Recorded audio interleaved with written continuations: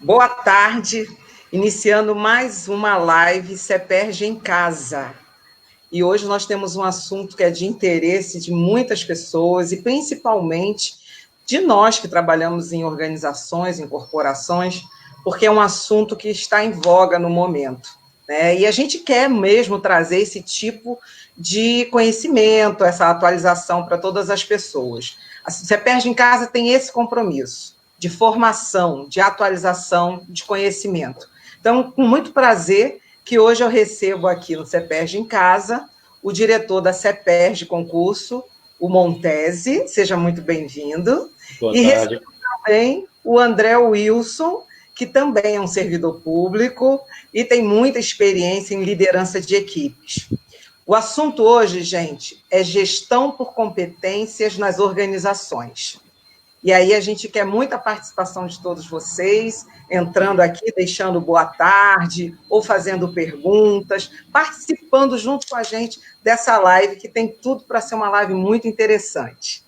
Então, eu vou começar, como eu sempre faço, pedindo para que os convidados se apresentem e falem um pouco dos seus projetos, tá bom? Então, eu vou começar primeiro pelo Montese, que já está aqui ao meu ladinho, tão distante, mas ao meu ladinho. Montese, por favor, se apresenta aqui para as pessoas e fala um pouco dos seus projetos para a gente. Boa tarde, Wilson. Boa tarde, Osana. Boa tarde a todos que estão nos acompanhando agora. Meu nome é Anderson Montese, como está aí. Hoje sou diretor de concursos, né, da Fundação CEPERJ, uma diretoria especializada em organização de concursos públicos. Sou servidor público federal, como você citou. Tive a honra já de ombrear com o Wilson em alguns projetos na área de ensino, na área de gestão também, né, no Serviço Público Federal. E estou há 1 ano e meio no Serviço Público Estadual, no governo do Estado do Rio de Janeiro, e tenho a honra hoje de fazer parte de uma instituição que tem como missão o ensino, a educação corporativa e também a seleção de pessoas, que vai ser também um assunto bem trabalhado hoje na nossa live. Muito bom. Obrigada, seja bem-vindo. André Wilson, por favor, se apresente e fale um pouco dos seus projetos para a gente. Boa tarde a todos. Eu sou André Wilson, sou policial rodoviário federal. Trabalhei na Polícia Rodoviária Federal por 15 anos. Nesse momento, nesse atual momento da minha carreira, eu estou cedido à Câmara dos Deputados. Sou assessor parlamentar na Câmara Federal. Na parte de liderança, eu tenho uma experiência de ter passado 15 anos, né, na polícia, e desses 15 anos, 10 anos, especificamente em operações especiais, trabalhando com equipes de operações especiais, e grande parte desses 10 anos trabalhando com o desenvolvimento de pessoas, com instrução, com ensino.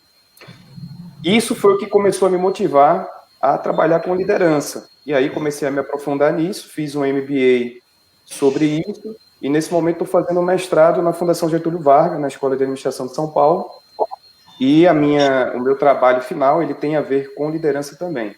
E, em virtude disso, acabei me dedicando um pouco ao estudo de desenvolvimento de competências, e a gente, no último ano, eu falo a gente porque foi uma equipe muito boa, muito bacana lá na PRF, a gente desenvolveu um trabalho de desenvolvimento de competências gerenciais, de desenvolvimento de líderes. E esse trabalho foi um sucesso, era uma coisa que a gente tinha planejado para um número X de pessoas, e ele acabou que a gente finalizou o ano com mais de 10 vezes a proposta inicial de pessoas que a gente iria capacitar. Então, foi um reflexo de um trabalho bem desenvolvido por nossa equipe. Que bacana. Bom, acho que hoje a gente só tem a ganhar com a grande experiência que esses dois profissionais trazem para a gente, principalmente da administração pública, que é sempre o nosso foco. Lembrando, né, que nós somos uma escola de gestão e políticas públicas e o nosso foco está sempre na gestão, por isso que as lives geralmente trouxeram palestrantes, pessoas, professores, que vinham falar sobre gestão, planejamento, liderança. A liderança sempre aparece nas lives, né? Porque assim, foco principal de uma administração, de mudanças, de todo esse processo que a gente quer que seja cada vez melhor, produtivo, competitivo. E hoje esse assunto vem trazer para a gente um pouco desse conhecimento. de como se dá o processo da gestão por competência nas organizações. E aí eu vou começar com o Wilson, pedindo que ele faça uma passagem, uma linha do tempo para a gente, sobre como começou o processo de gestão por competência nas organizações. Mas antes, o Wilson, só um minutinho, que eu preciso dar boa tarde para essa galera. Olha, tem um grupo enorme já dando aqui boa tarde. O Marcos Vinícius, boa tarde, Marcos. Cris Medeiros, André Aguiar, nossa coordenadora. André já está até botando perguntas. Nem começou a live, ainda já tem perguntas. Muito bom, muito bom. A Ju, o Alisson Nava, boa tarde, muito prazer recebê-los. Muito bom saber. Paulo Chaves está conosco desde a primeira live. Ele é assíduo, não perde uma. Obrigada, Paulo. André Teles também. A Giovana, que trabalha conosco na CEPERJ. A Liliane, que trabalha na minha equipe comigo na capacitação. O Edu, nosso coordenador lá da escola. A Thaísa Tavares. E o nosso querido professor Gregório, que também é muito assíduo nas nossas lives. Muito obrigada a todos vocês. Tem mais gente participando, mas aqui eu só falei os que deram tchau, deram oi, né? E botaram já perguntas aqui. Já vamos responder, ok? Então, Wilson, por favor, explica para a gente como foi esse processo, né? Esse processo inicial da gestão por competências, passando assim numa linha do tempo para a gente? Tá, para fazer essa explicação, que é uma coisa que eu gosto bastante de trazer, que é uma fundamentação histórica, para que a gente possa entender melhor todo esse processo, eu vou fazer um recorte a partir de mais ou menos de 1911, quando surgiu o Conceito de Administração Científica pelo Frederick Taylor. O Taylor, ele começou a estudar e a trazer essa proposta de ciência para a administração, justamente quando ele cria a teoria dos tempos e movimentos, né, do estudo dos tempos e movimentos. Ele escreveu uma obra, né, o seu principal livro, que era o Princípios da Administração Científica, e nele ele começou a observar, na teoria dele, que as organizações, as empresas, indústrias, elas produziriam mais, afeririam mais lucro, se fosse padronizado para os trabalhadores deles a forma de que ele deveria fazer cada tarefa, cada atividade, e o tempo seria cronometrado. E aí, é por isso que tem a teoria dos tempos e movimentos, que se fala da administração de Taylor, ele criou algumas hierarquias internas na gestão. Era como se o funcionário, o trabalhador, ele apenas para fazer função sem muito desenvolvimento de competência naquele momento, ele tinha que ter competência, por exemplo, para fazer 12 horas por dia, tempo mínimo. E aí, o que... Tá me ouvindo? Estamos. Deu um cortezinho, mas voltou. Tá. E aí, o que aconteceu? Com o passar do tempo, isso foi em 1911, vieram as duas guerras mundiais, e no período pós-guerra, principalmente pela indústria que estava muito mobilizada já, foi quando apareceu na história, forte na história, né, o Henry Ford, e criou o modelo fordista de produção, baseado na teoria de Taylor. Só que o Henry Ford, ele teve uma coisa muito importante, uma sacada muito importante, que foi ele perceber que, para poder aquele modelo de Taylor se desenvolver, ele tinha que produzir em massa, ele tinha que produzir muito e garantir o consumo dessa produção. Isso fez com que fosse interferido na política, na sociedade e na economia da época. E aí o que aconteceu em virtude disso? Veja, ele pegou o modelo de trabalho proposto pelo Taylor e ele mexeu na economia, política e sociedade para poder receber toda essa produção que ele ia jogar no mercado. O que ele fez com isso? Foi justamente aí ver aqueles filmes lá, aquele famoso filme lá dos tempos modernos de Charlie Chaplin, onde o cara estava lá apertando parafuso da mesma forma o tempo todo e tal. Tranquilo. Isso funcionou bem até mais ou menos 1970, quando toda aquela saturação produzida ela era absorvida pelo mercado. Mas, por volta dos anos 70, aquilo não passou a deixar de ser absorvido. Aquela quantidade toda produzida não tinha tanta interferência, não estava dando vazão. As pessoas não perderam aquele interesse total que tinha antes. E aí, nesse ponto importante, foi quando as empresas começaram a se preocupar em atender melhor os seus clientes, em criar coisas de acordo com a demanda do cliente, em aparecer melhor para o cliente e em sobrepujar a concorrência. Foi quando começou a ir, mais ou menos nesse período, os estudos sobre competências. E aí a gente vai... Daqui para frente, nós vamos continuar conversando, né? E aí eu queria, então, agora um pouquinho da participação do Montesi, que também tem grande experiência, né, com gestão de competências. E aí, Montesi, a gente sabe que hoje nós utilizamos muito aquela siglazinha do chá, né, quando a gente vai trabalhar com competências, que são, né, a sigla significa conhecimentos, habilidades e atitudes. Você poderia falar para a gente, então, desse conceito moderno de gestão por competências? Sim, o Wilson bem pontuou, né, que a história ela é muito importante para a conceituação das coisas, né? As coisas não se conceituam por si só. O que conceitua as coisas é a realidade, né? E os conceitos se adaptam à realidade. Então, como a gente vive essa evolução natural, histórica, tanto na área, no meio privado, quanto no meio público, obviamente o conceito de competência também vem se adaptando a essa nova realidade. Então, a gente passa por esse momento onde tínhamos essas 3 dimensões da competência: conhecimento, habilidade, atitude.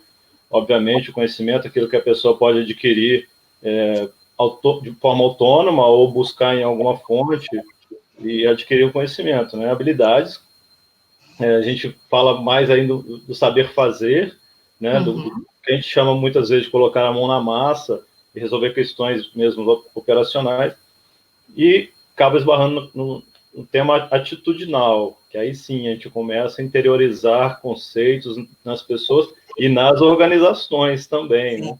Que a gente fala muito de competência organizacional, e acaba que a competência organizacional, ela nada mais é do que o conjunto de competência que as pessoas daquela organização têm e promovem e somam, e que isso, obviamente, somado a outras questões organizacionais, né, eles somados chegam a formar a competência da organização, que isso também não é tão simples assim, mas aí a gente evolui um pouco também, né, a gente acaba esbarrando em outras duas letras, né? O V e o E, e forma a chave. Qual que é a chave da competência? Qual o conceito da competência? A gente vinha conversando, e a gente vê também muita literatura. Na verdade, ter competência, a competência é a capacidade de solucionar problemas, a capacidade de produzir resultados, a capacidade de que o seu trabalho tenha efeito prático. Não adianta só processar, como o Wilson bem citou lá, a história do Charlie Chaplin, que hoje ninguém quer mais nada a ver com a nossa realidade, né? Ninguém quer mais isso, né? Então a pessoa tem que ter capacidade de resolver problemas, de tomar decisões, né? Que é importante para, obviamente, gerar resultados. E a gente, voltando um pouquinho no VE do Chave, a gente vem com valores e experiências, que tanto vão somar nas competências das pessoas, quanto, obviamente, das organizações, que têm seus valores institucionais, né? Fazem parte do planejamento estratégico, e tem sua experiência, que é a soma de tudo aquilo que ela já fez na história, e que hoje vai retroalimentar suas competências, né? Isso acaba se tornando um ciclo bem interessante para a organização. E isso tudo é uma cadeia, né? Então, a gente vem uma cadeia evolutiva, né? E dentro do próprio conceito das dimensões de competência, a gente tem conhecimento, habilidade, atitude, valores e experiências, que vai retroalimentar essa cadeia e vai gerar mais conhecimento, mais habilidade, e isso tudo, obviamente, tem que estar ligado com o dia a dia da organização, né? Com a missão, né? Com os valores dessa organização, né? Muito legal. Eu queria acrescentar uma coisa no... Pois não. Pode ser? Claro. Nesse período, né, que eu falei ali mais ou menos de 1970, e o Montese bem complementou com os conceitos de chá e chave, né, no caso do conceito de competência, eles começaram a surgir a partir de duas vertentes, esse conceito. Tem a vertente anglo-saxã e a vertente europeia. A vertente anglo-saxã vem mais dos Estados Unidos ali, onde eles estavam bem voltados aí aos conhecimentos, habilidades e atitudes. Na vertente europeia, que nesse período era mais liderada e tinha a vanguarda da França, ele traz essa parte de conhecimento, habilidade e atitude desde que gere um resultado, era da parte de mobilizar saberes. Então, ele começou essa evolução nesse período, nessa década de 70 mais ou menos, inclusive um dos primeiros conceitos a serem traçados foi do McLellan e do Daly, que eles trazem a competência como um conjunto de comportamentos observáveis, justamente por meio de conhecimentos, habilidades e atitudes, capazes de gerar um desempenho para a empresa. E aí, desse momento aí, por volta de 70, aí a gente tem as definições do que seriam as competências organizacionais e as competências individuais, as competências dos colaboradores da empresa. Se me permite...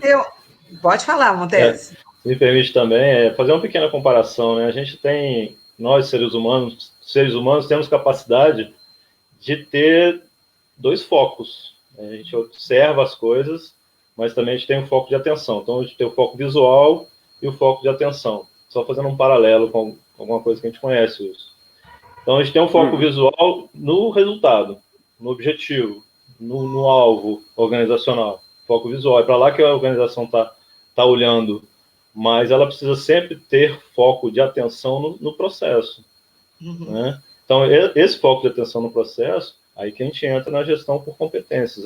E aí a gente vê gestão por competência, a gente vê gestão de resultados, vê gestão de risco, vê gestão de projetos, vê um conjunto de coisas que, na verdade, são o foco de atenção da organização em busca do seu foco visual que está lá na frente, que é o resultado. E a gente nota que é como se agora a gente tivesse a real importância do funcionário, do colaborador, né, do servidor dentro desse processo, para que ele possa se capacitar também para dar aquilo que a instituição vai precisar que ele dê, né? Então, isso tudo é um processo que vem acontecendo ao longo dos anos e que, para nós, trabalhadores, né, profissionais, é muito benéfico, porque é como se a gente também participasse desse processo através das decisões, né, através do nosso trabalho, das nossas ideias. Tudo isso agora passa a ser contemplado e muito bem explorado na gestão por competências. A gente vai continuar conversando, porque esse assunto é muito rico, e vocês têm muitas experiências para passar para a gente, mas eu tenho que parar um pouquinho, porque, olha, está bombando aqui as mensagens, tem algumas até engraçadas, que eu vou dar uma lida, deve ser conhecidos de vocês. Olha, nossa, está mandando aqui que os nossos convidados, eles disponibilizaram algumas bibliografias para as pessoas que queiram aprofundar o assunto.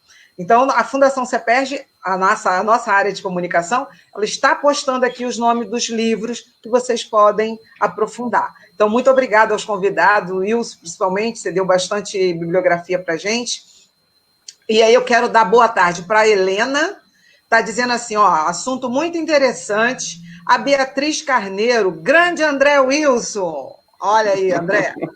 Helena, já falei... Márcia Medeiros. A Márcia está dizendo o seguinte, hoje precisamos lembrar das competências emocionais, pessoais e sociais. Márcia, pode deixar que os convidados já vão tocar nesse assunto. A Helena está colocando aí, perfeito, Montese. A Madelon, conheço a Madelon, né, Montese? Aproveitando para dar um grande abraço na equipe da DCPS, que é a do diretor aqui que está falando na nossa live. Um abraço para vocês. Obrigada por terem emprestado o diretor para falar na nossa live. Tudo de bom para vocês, a equipe da DCPS. Márcia Medeiros, já falei. Essa competência deve ser disseminada pela liderança. Né? Com certeza, Márcia, a liderança tem um papel primordial nas competências. A Helena... O Wilson Carneiro está dando parabéns. O Moacir Gomes também está dando parabéns, Caveira. Não sei quem é, não, hein? Parabéns, Caveira. Muito bom. Demorou. Marcos Vinícius também.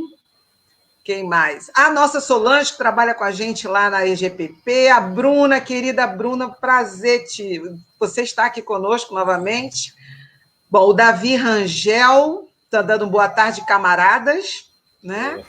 Tá, e o Paulo Chaves está mandando um recado seguinte: Osana, querida, é através das lives e pandemia que estou aproveitando mais ao saber. Olha que legal, né? Bom, então é isso. Vamos lá. Daqui a pouco eu faço as perguntas. Tem também a Juliana Alves aqui, a Luciene Damaso e o Falcone, que acho que eu não tinha falado ainda. A Rosângela Martins. Caramba! O Rogério da CEPERJ. Nosso querido Rogério, nossa EAD, que faz o nosso material. Muito bom. A Cris Medeiros. Pronto, acho que eu já falei com todo mundo. Tá bom.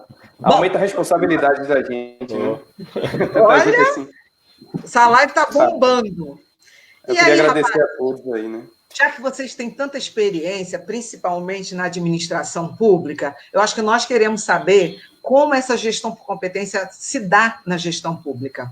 Wilson, você pode responder para a gente? Pode. Eu queria trazer 2 conceitos de autores brasileiros, que isso assim tem uma vastidão enorme de conceitos. Esse material que eu disponibilizei, inclusive, foi baseado numa pesquisa que eu fiz de conceitos que são bem fáceis de serem absorvidos. Então, quem tiver interesse em aprofundar nisso, esse material disponibilizado ele está de uma forma bem simples, bem didática, bem bacana de acompanhar.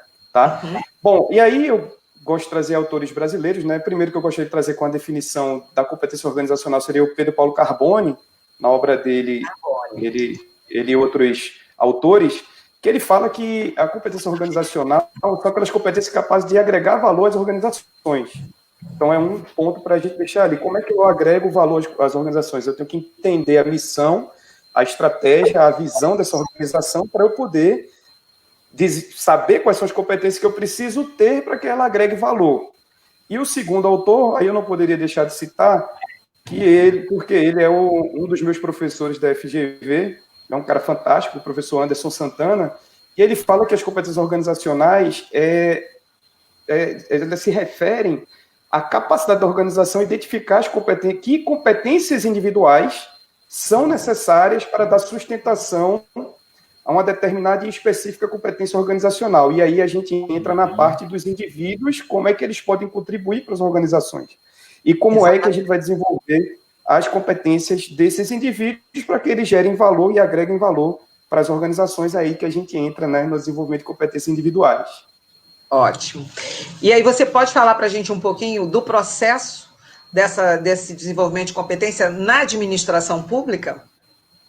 Sim, aí quando a gente vem para a parte da administração pública, é bem interessante que a gente, no âmbito da administração pública federal, a gente tem alguns marcos importantes para a administração pública, que é em 1930, mais ou menos, quando se estabeleceu um sistema de classificação de cargos e estruturação de quadro de pessoal. Esse seria o primeiro marco da administração pública, nesse sentido de desenvolvimento de pessoas, de competências. Depois, a gente tem lá, mais ou menos na década de 60 para 70, são princípios de coordenação e planejamento de ação que são incorporados à gestão. Então, já se começa a pensar em planejamento de ações e controle de ações. Em 1990, aí foi um marco histórico muito importante para os servidores, por conta da Lei 8.112, é outro ponto importante. E aí eu trago um pouco mais para cá, que é onde eu queria mais dedicar atenção, que são 2 decretos. É o Decreto-Lei número 5707, que ele institui o Plano Nacional de Desenvolvimento de Pessoal. Na realidade, é a Política Nacional de Desenvolvimento de Pessoal, PNP. PNDP, é o PNDP, desculpa. PNDP, que ele institui a Política Nacional, ela é bem abrangente, de desenvolvimento pessoal. Esse plano, ele data de 2016, 2006, esse decreto é de 2006, e ele fala dessa Política Nacional de Desenvolvimento Pessoal. Dentro dela tem uma coisa que alguns servidores mais antigos vão se identificar, que chama o Plano Anual de Capacitação. Uhum. Como é que surgiu esse Plano Anual de Capacitação? Justamente dentro dessa lei, desse decreto, foi estabelecido que as instituições deveriam desenvolver as competências dos seus servidores dentro de um Plano Anual de Capacitação. E de 2006 até agora há pouco, até o ano passado, isso foi sendo avaliado pela Administração Pública Federal, principalmente, na época, pelo Ministério do Planejamento, Orçamento e Gestão, MPOG. Mas o que eles analisaram nesse contexto? Que muitas pessoas buscavam o seu desenvolvimento de competências, mas não estava relacionado com a organização a qual ele faz parte. Muita gente buscava desenvolver competências pelo próprio gosto do cara. Às vezes o cara gostava de estudar determinado assunto, ia lá e se especializava naquilo, mas aquilo não agregava valor à instituição dele. Como a gente viu um pouco mais acima, o que diferencia uma organização da outra é o valor que ela pode gerar. E aí o cara fazia capacitações desconexas com o interesse da organização. Eu conheço vários exemplos, eu trabalhei muito tempo com isso na PRF, e conheço muitos exemplos de pessoas que trazem temas e se sentem ofendidos, às vezes, quando a instituição rejeitava a proposta da pessoa, porque não tinha nada a ver com o que poderia gerar valor para a instituição.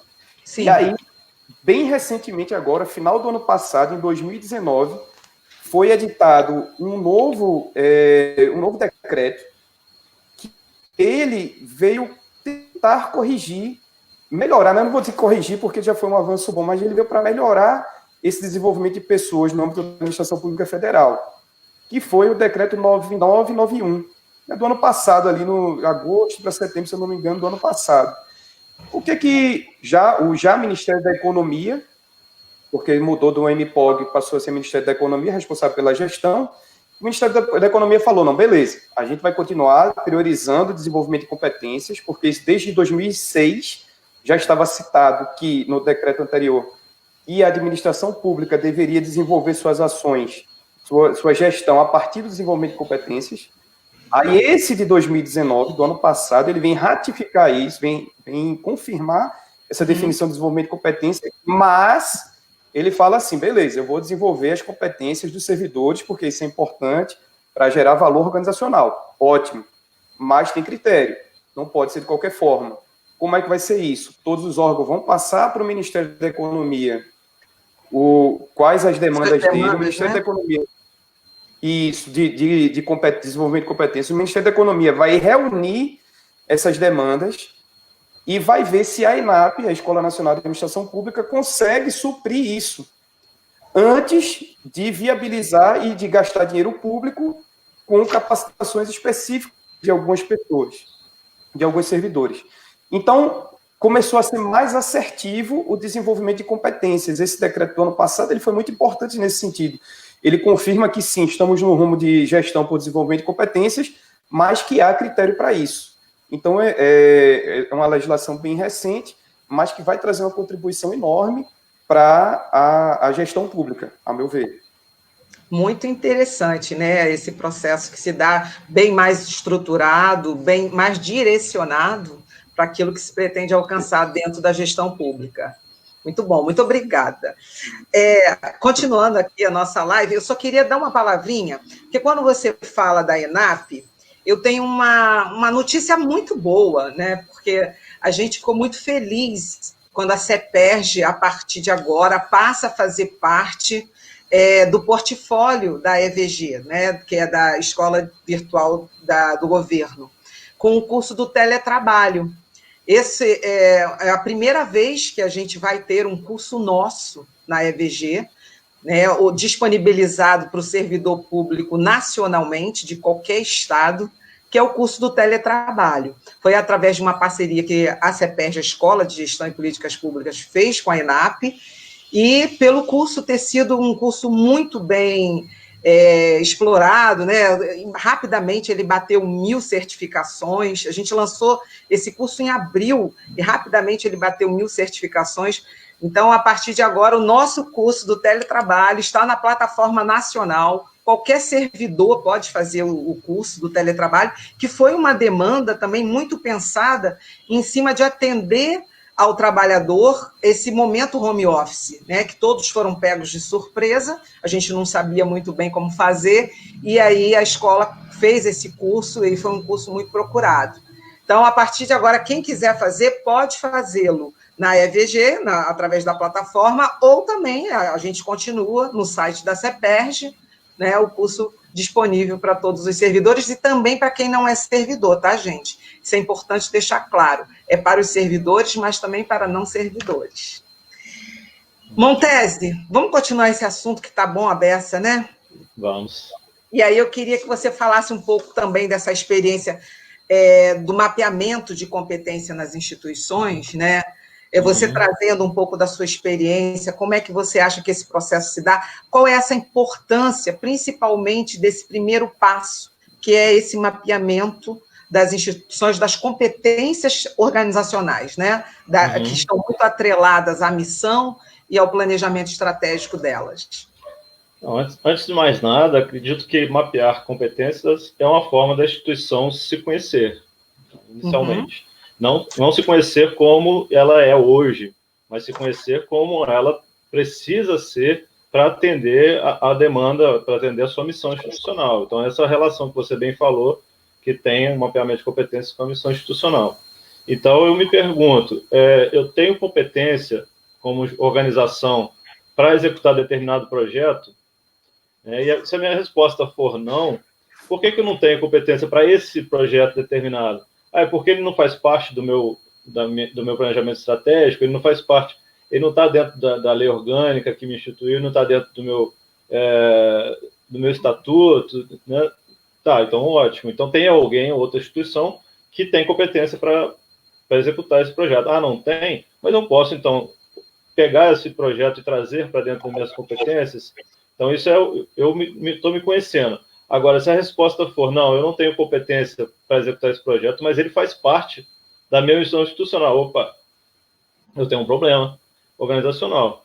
Como é que eu identifiquei que eu não tenho que as minhas competências não são adequadas para executar esse projeto? Se esse projeto está dentro da minha missão organizacional mesmo. A missão hoje da CEPERJ de Concursos é selecionar pessoas com competências adequadas ao desempenho de cargos e funções públicos e privados. Perfeito. Essa é a nossa missão institucional. Ora, se eu vejo que eu tenho essa missão de selecionar pessoas com competência e vejo que em algum projeto eu não tenho competência para executar, eu tenho uma lacuna. Então, aí que está o mapeamento de competências que eu preciso desenvolver para que essa lacuna seja resolvida, né? E aí a gente tem várias ferramentas, né? Empresas especializadas em mapeamento de competência. Nós temos até mesmo já manuais desenvolvidos pelo próprio poder público, pelo governo federal, que nos mostra como mapear competências. Mais importante até do que mapear, obviamente, mapear as competências é importante. Eu vou saber não só o que eu preciso desenvolver, mas eu tenho outra etapa, que é gerenciar isso. Aí vem a gestão também do conhecimento. Ora, eu consegui vencer essa etapa de mapear competências, consegui identificar quais são as competências necessárias, quais são as lacunas que eu tenho hoje, organizacionais, e como isso vai ter continuidade.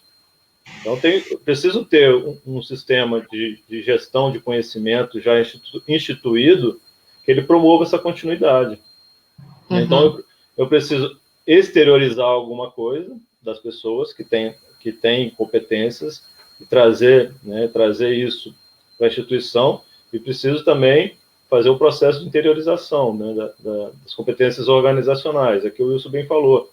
É uma pessoa, um servidor, e a gente trabalha com concurso público, ele se dispõe a prestar um concurso. Nós conhecemos como que funciona o processo muito bem, dos dois lados, e quando ele entra na instituição, que já fez seu mapeamento, já identificou quais são as competências. Aqui eu quero abrir um parêntese, nós somos de uma instituição que, para realizar o último concurso público, fez uma ampla pesquisa nos seus quadros. Então 10 mil servidores participaram de uma pesquisa bem minuciosa para identificar o perfil, aí não foi competência, mas o perfil que deveria ter o servidor que adentrasse a instituição, para aí sim, né, que esse perfil pudesse se adequar às competências institucionais e dentro do processo, né, que ainda vem se desenvolvendo, a instituição também conseguir desenvolver no servidor que está entrando competências adequadas a ela mesma. Então, tudo isso faz parte também do processo de seleção, né, que é parte do mapeamento de competências. Então, a gente vai selecionar pessoas e depois que elas entram, a gente precisa convencê-las, né, de que as competências que ela precisa desenvolver têm que ser adequadas às competências da organização. E isso tudo, dentro dessa questão de mapeamento de competências, forma esse conjunto, né, de conhecimento, de autoconhecimento da organização e de busca também desse aprimoramento, né? Do aprimoramento e do resultado, que o Wilson bem pontuou, dos resultados organizacionais. Eu tenho uma missão institucional, eu tenho que apresentar resultados, eu tenho que apresentar através de indicadores, eu tenho que apresentar resultados, tem um objetivo a alcançar lá na frente, tem uma visão institucional também. Como é que eu vou me desenvolver, né, desenvolver meus processos para alcançar isso tudo? Montesi, eu queria que você falasse aí um pouquinho, porque você falando agora dessa questão me lembra muito que você acabou de lançar um produto novo, né, pela CEPERJ de concurso, que foi o processo seletivo simplificado emergencial, justamente para atender as instituições, os órgãos, né, que não poderiam fazer um processo seletivo presencial, né? E aí você teve todo um insight e lançou um produto novo, que a gente quer que você conte aqui para a gente, até para as pessoas saberem e poder divulgar nos seus órgãos. Então, o processo seletivo emergencial, ele vem justamente de encontro a essa conversa que a gente está tendo agora. A gente precisa aprimorar nossas competências para poder atender competências de outros órgãos. Essa é a função da CEPERJ de concursos. Nós somos uma organizadora de concurso pública, né? Nós somos uma instituição pública, pertencemos à estrutura do governo do Estado do Rio de Janeiro, estamos hoje na Secretaria de Ciência, Tecnologia e Inovação, é uma fundação pública que se pretende apoiar outras instituições, selecionando pessoas para que elas entreguem seus produtos, seus resultados, seus serviços. Então, esse processo seletivo emergencial, ele é simplificado, em 30 dias a gente consegue selecionar pessoas, fazer análise de currículos, análise de títulos, isso tudo de forma online, totalmente online, né? Sem necessidade de deslocamento das pessoas, sem necessidade de contato físico, um sistema auditável que a instituição parceira tem todo acesso para poder acompanhar. Então, é uma coisa para atender necessidades de instituições que fizeram seu mapeamento, identificaram o que precisa de determinado agente, de determinada função ser executada, e a gente pode atendê-la. Ótimo. Então, está dado o recado, as instituições que precisarem, podem nos procurar na CEPERJ, aí a CEPERJ de concurso tem todo um envolvimento e um produto para oferecer. Olha aqui, Wilson, você não vai ficar paradinho, não. Vamos lá, vamos conversar. Vamos falar sobre os níveis de competência que tem dentro das organizações? Você pode falar um pouquinho para a gente desses níveis? Vamos lá. Olha só, eu queria trazer aqui, antes de entrar, só para puxar um raciocínio, as definições de competências no Serviço Público Federal, né? Foi definido naqueles dois decretos que eu falei, anteriores, o 5707 e o 9991. Mas, basicamente, eles trazem o conceito de que a competência é um conjunto de conhecimentos, habilidades e atitudes, e visando, né, o desempenho de funções dos servidores para o alcance do objetivo da instituição. Na concepção mais recente, é retirada a palavra atitudes e colocado condutas. Então, no último decreto, a gente fala em conjunto de conhecimentos, habilidades e condutas que são necessárias ao desenvolvimento ou exercício de um cargo ou função. Esse é um ponto. Aí vê que negócio bacana que a Secretaria de Gestão Pública do então Ministério do Planejamento colocou para facilitar o trabalho de quem quer fazer o desenvolvimento de competências e o mapeamento de competências. Eles criaram um guia, que inclusive foi um dos materiais que eu disponibilizei aí, que tem muito bem explicado, é meio que um passo a passo do que você deve fazer para, justamente o nome do guia é Guia da Gestão da Capacitação por Competências. É um negócio bem bacana. E quando ele vai falando sobre isso, aí eu vou entrar na pergunta, lá na frente ele divide em dois, né, as competências organizacionais e as competências individuais. Dentro das competências individuais, tem até a ver com uma das perguntas, uma das falas que alguém fez aí, eu acho que foi a Márcia. Dentro das competências individuais, eu vou ter dois tipos específicos de competência. É a competência técnica e a competência gerencial. Em alguns, trazendo agora para... Não vou dizer nome da moda, porque é chato, né? Fica chato, mas está muito em voga, vamos dizer assim, quando se fala nisso de soft skills e hard skills. Soft skills, tem que falar, não tem jeito, né? Não tem jeito. Os hard skills seriam justamente as competências técnicas, o que é necessário de ferramental, conhecimento ferramental técnico ali para eu desempenhar determinada função. Por outro lado, eu tenho os soft skills, que são as competências relacionais. Por que isso? Se eu fizer... Aí eu vou retomar o raciocínio lá de trás, que eu tinha parado nos anos 70, mais ou menos, e trago agora a continuidade. A partir dos anos 70, as empresas tiveram que se destacar mais para continuar conquistando os clientes delas, e elas foram buscar modelos, já entrando ali nos anos 80, 90, modelos de sucesso, de aí trouxeram a modelagem Lean, né, e de qualidade total da Toyota, que é também conhecido como como a técnica aí do toyotismo. E esses procedimentos, esses processos, começaram a se basear em equipes que eram mais lineares. A hierarquia começou a ser quebrada, as instituições extremamente hierarquizadas, com vários níveis, começaram a diminuir a quantidade desses níveis e começaram as pessoas a trabalhar em equipes multifuncionais. E aí, quando eu começo a trabalhar em equipes multifuncionais, eu tenho que saber me relacionar com as outras pessoas para poder gerar um resultado melhor. Aí entra os soft skills. De que maneira, que competências eu tenho que ter e tenho que desenvolver, porque são aprendíveis, são coisas que você pode aprender, tanto para ser líder de um projeto, caso haja necessidade, quanto para ser participante de um projeto, caso haja necessidade. O fato é que tanto o líder como o participante, eles têm que conhecer essas características de soft skills, de empatia, de negociação, de interação com as pessoas, de características comportamentais das pessoas, para que ele possa, trazendo mais agora, a gente tem vários conceitos de liderança, né, mas trazendo mais para cá agora, dentro do conceito de liderança relacional. Então, para eu ser um líder baseado em relações, onde a partir das minhas boas relações desenvolvidas eu consigo potencializar o resultado da equipe.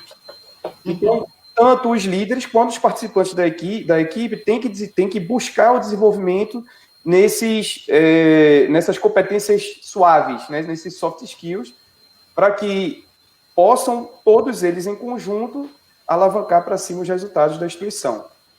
Perfeito. Muito bom. Montes, você quer completar ou eu posso fazer a pergunta da Andréia para os dois? Eu só queria fazer uma observação, assim, uma experiência também que a gente tem, né? Eu acho que é interessante, é legal. O Wilson bem pontuou aí a organização, formas de fazer essa gestão por competências, tornando a organização um pouco mais horizontal, né, e fazer a gestão por projetos, onde, de repente, o líder de um projeto é só participante de outro. A gente tem experiência numa instituição onde o servidor entra por um concurso público, hoje, numa carreira única, uma carreira que não tem divisões hierárquicas. Um pouco assim, talvez a gente... mas como que isso funciona? É funcional. Né? A adoção de hierarquia é funcional. Então, hoje, o servidor ele está num ponto onde ele tem comandamento, né? Onde ele é o líder da equipe, formalmente é o líder da equipe. Daqui a pouco, por algum motivo, pode ser de motivo funcional ou pessoal, ou qualquer reestruturação, ele daqui a pouco está em outro projeto, sendo liderado por aquele que era da equipe dele. Isso é muito natural nessa instituição. Acontece com muita naturalidade. Isso é muito salutar, porque você está sempre desenvolvendo potenciais líderes. Porque todas as pessoas sabem que a qualquer momento ela pode ser pensada de onde ela está e ser colocada numa função de liderança. Obviamente que isso tudo apoiado nas competências que ela tem, verificado, essas pessoas realmente têm competências para liderar um grupo, um pequeno, um médio, um grande grupo, ou para ser o diretor-geral da instituição. E não entrou há tanto tempo assim, porque foi verificado nessa pessoa que ela tem competências adequadas para aquela função, para aquele cargo. Né? Isso tudo baseado no que o Wilson também pontuou, no ensino por competência. Então, a instituição está madura o suficiente para fazer uma gestão do ensino em competências, para que isso alimente também a sua gestão administrativa e se dê, né, ela mesma se dê pessoas competentes para galgar posições de liderança e conscientes para saber que daqui a pouco ela não está mais naquela posição e ela vai ter que contribuir com outro líder. Bem interessante. Obrigado pela contribuição. Foi bem... tangibilizou bem o processo, né, que vocês já viveram. Sim. Olha, Andréa Guiar está perguntando o seguinte, posso fazer para os dois, né? Qual o desafio de implementar a gestão por competências no setor público? Quer começar, Wilson? Posso falar? Eu acho que o seu convidado. Tá bom. Eu acho que um dos principais desafios dessa implementação da gestão por competências, eu vou tentar aqui sistematizar um ou dois para tentar simplificar, não é simples. Mas um dos principais desafios é você mensurar, é você estabelecer indicadores de que aquelas competências necessárias, elas existem ou não existem, primeiro, elas foram desenvolvidas ou não desenvolvidas. Quando eu ofereço um processo de desenvolvimento de competência, como é que eu vou saber se aquele processo que eu ofereci foi eficiente? Isso é um dos principais desafios, principalmente quando a gente fala sobre soft skills, porque eu estou falando de coisas relacionais, então é muito difícil eu estabelecer indicadores que meçam que quando eu ensinei aquela pessoa técnicas de interação, técnicas de empatia, técnicas de liderança, e aquela pessoa voltou para o trabalho, como medir que aquilo ali produziu uma melhoria efetiva para a instituição? Então, esse é um dos principais desafios. Hoje em dia, há vários órgãos, inclusive por determinação do Ministério da Economia, que tem que trazer essa forma de avaliação. Então, os órgãos estão buscando formas de avaliação, e aí a gente entra em alguns conceitos de avaliação. Tem as avaliações que são 360 graus. Qual o problema de uma avaliação 360 graus? Para eu poder mensurar se as competências existem ou estão sendo desenvolvidas adequadamente. O problema é a nossa raiz cultural. Porque o brasileiro em si, o latino-americano, ele tem dificuldade de dissociar o profissional do pessoal. Sim. Então, isso gera o quê? Às vezes a pessoa que passa por um questionário, considerando o questionário bom de responder, porque tem um monte de questionário que é chato e já cria bloqueio, né? Mas, vamos lá, estou considerando o questionário bacana ali, tranquilo para eu responder. Mas é difícil para o latino-americano dissociar os conceitos que ele tem de cada pessoa do profissional. Então, é um desafio muito grande a gente avaliar isso. Mas é o mais conhecido, a forma mais prática de se fazer é a avaliação 360 graus para poder medir essas competências. Então, pronto, o primeiro desafio seria eu saber que indicadores vão me dizer se a competência existe ou não existe. Em segundo lugar, é justamente eu estabelecer que competências são necessárias para cada função. Essa é uma tarefa bem desafiadora. Naquele guia que eu falei agora há pouco, que está disponibilizado aí, ele fala um processozinho de você conseguir, tecnicamente, estabelecer que competências elas são de cada área a ser desenvolvida. Mas os desafios são esses. Primeiro, estabelecer que competências são, baseados nos valores da organização, e, em segundo lugar, estabelecer critérios indicadores para eu saber se houve desenvolvimento ou não dessas competências. Se eu puder destacar dois, seriam esses. Tá ótimo. Montese, quer falar? É só complementar um desafio que, na verdade, a gente vê na gestão como um todo. Eu não só a gestão pública, mas na gestão privada também, de implementação de novas políticas, né? Políticas de gestão, de novas técnicas, de novas metodologias, de inovação. Porque nós todos também, como o Wilson bem falou, nós temos nossas posições e às vezes a gente não se sente confortável de sair daquela posição e ir para uma zona de desconforto, né? que é o que faz a evolução, que é o que torna as coisas melhores. Então, é um desafio também, né? Fazer com que as pessoas se movam em torno de uma determinada proposta, uma proposta de gestão por competências. Parece como o Wilson trouxe toda a história, parece algo que já está sedimentado na administração, mas é algo que ainda está em construção. E como está em evolução também, e em construção ao mesmo tempo, então isso tudo precisa ser muito bem trabalhado no dia a dia da organização.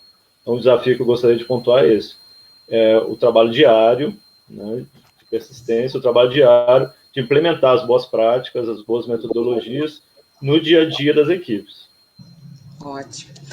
Olha, eu sinto muito em dizer para vocês, mas o nosso tempo já está estourado. 51 minutos de live. Nós nem sentimos passar, né?